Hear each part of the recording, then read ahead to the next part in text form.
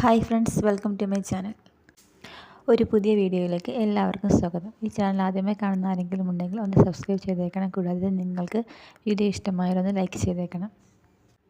ഇന്ന് ഞാനൊരു തക്കാളി ചമ്മന്തിയുടെ റെസിപ്പിയുമായിട്ടാണ് വന്നിരിക്കുന്നത്. തട്ടുകടയിൽ നിന്നെല്ലാം ലഭിക്കുന്ന നല്ല ടേസ്റ്റി ആയിട്ടുള്ള തക്കാളി ചമ്മന്തിയുടെ റെസിപ്പിയുമായിട്ട്. ദോശയിലൂടെ കഴിക്കാനൊക്കെ നല്ലൊരു അടിപൊളി കോമ്പിനേഷനാണ് ഈ ചമ്മന്തി. അപ്പം നമ്മൾ ഇതിന് വേണ്ടിയിട്ട് ഒരു തക്കാളിയാണ് ഞാനിവിടെ എടുത്തിരിക്കുന്നത്. അത്യാവശ്യം വലിയ തക്കാളി ആയതുകൊണ്ടാണ് ഒരെണ്ണം എടുത്തത്. ചെറുതാണെങ്കിൽ നമുക്ക് 2-3 എണ്ണം എടുക്കാം. തക്കാളി അത്യാവശ്യം ചെറിയ കഷ്ണങ്ങളായിട്ട് മുറിച്ചെടുക്കണം.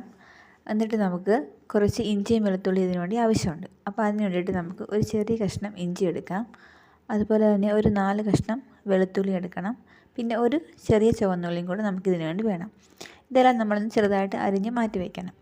എന്നിട്ട് നമ്മളൊരു പാനിൽ എണ്ണ ഒഴിച്ച് നന്നായിട്ട് ചൂടാക്കി എടുക്കണം. വെളിച്ചെണ്ണയാണ് ഞാൻ ഉപയോഗിച്ചിരിക്കുന്നത്. എണ്ണ നന്നായിട്ട് ചൂടായി വരുമ്പോഴത്തേക്കും നമുക്ക് ഈ അരിഞ്ഞ് വെച്ചിരിക്കുന്ന ഇഞ്ചി വെളുത്തുള്ളിയെല്ലാം ചേർത്ത് കൊടുക്കുക അതിലേക്ക്. അതുപോലെ തന്നെ അരിഞ്ഞ് വെച്ചിരിക്കുന്ന ചുവന്നുള്ളിയും കൂടെ ചേർത്ത് നന്നായിട്ടൊന്ന് വഴറ്റിയെടുക്കണം.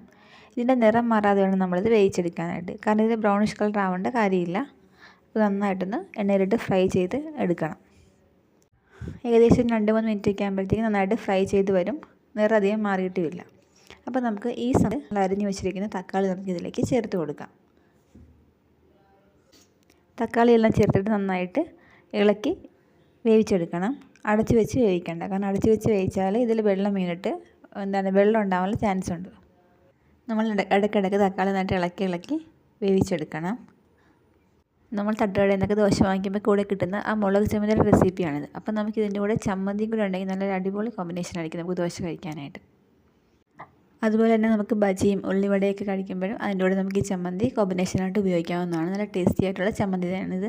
നമുക്കിനി ഇതിലേക്ക് ആവശ്യത്തിനുള്ള ഉപ്പ് കൂടെ ചേർത്തിട്ട് നന്നായിട്ടൊന്ന് ഇളക്കിയെടുക്കണം. ഇപ്പം നമ്മുടെ തക്കാളി ഏകദേശം കുക്കായിട്ടുണ്ടെങ്കിൽ നമുക്ക് കുറച്ച് സമയം കൂടെ ഒന്ന് വേവിച്ചെടുക്കാം. അപ്പോൾ നന്നായിട്ടൊന്ന് ഫ്രൈ ആയിട്ട് വരും. ഇപ്പോൾ ഏകദേശം ആയിട്ടുണ്ട്. നമുക്കിനി ഇതിലേക്ക് 2 ടീസ്പൂണോളം മുളക് പൊടി ചേർത്ത് കൊടുത്ത് നന്നായിട്ട് ഇളക്കി യോജിപ്പിക്കാം.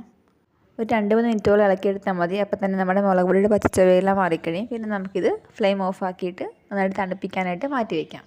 നന്നായിട്ട് തണുത്ത് കഴിയുമ്പോഴത്തേക്കും നമുക്കിതൊരു മിക്സിയുടെ ജാറിലോട്ട് മാറ്റിയിട്ട് നല്ല പേസ്റ്റ് പോലെ നമുക്ക് അരച്ചെടുക്കാം.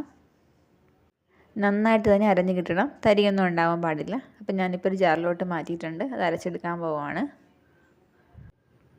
അരക്കുമ്പോൾ നമ്മളൊട്ടും വെള്ളമൊന്നും ചേർക്കേണ്ട. നല്ല കുറുകിയ പേസ്റ്റായിട്ടാണ് നമുക്കിത് കിട്ടേണ്ടത്. അപ്പം ഞാനിവിടെ അരച്ച് മാറ്റി വെച്ചിട്ടുണ്ട്.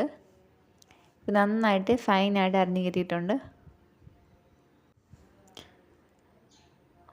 ഇനി നമുക്കിത് താളിച്ചെടുക്കണം. അപ്പോൾ അതിനുവേണ്ടി നമ്മളൊരു പാൻ അടുപ്പിൽ വെച്ച് നന്നായിട്ട് ചൂടാക്കണം. നമുക്ക് അതിലേക്ക് കുറച്ച് വെളിച്ചെണ്ണ താളിക്കാൻ വേണ്ടി ഒഴിച്ച് കൊടുക്കാം. 2 ടേബിൾ സ്പൂണോളം എണ്ണ മതിയാകും.